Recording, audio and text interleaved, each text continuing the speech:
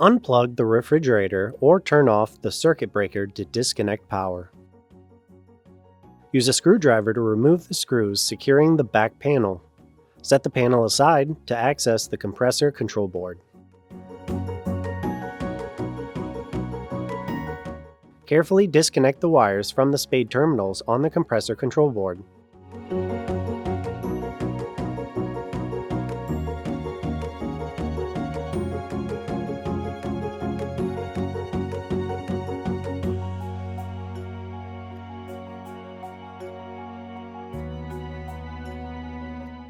Unscrew the control board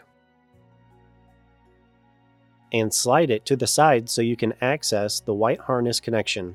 Use a flathead screwdriver to gently pry the plug from the compressor's three-prong connector. Then remove the old control board.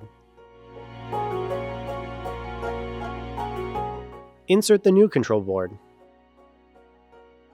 Attach the white harness of the new control board to the compressor. Secure the new control board in place with screws. Then reconnect the wires to the Spade terminals on the new control board.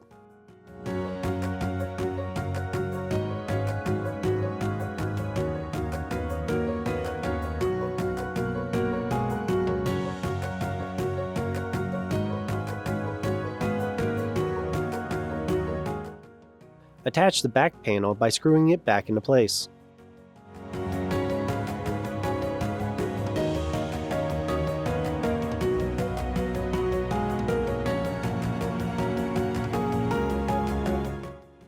And then reconnect wiring to restore power to the refrigerator.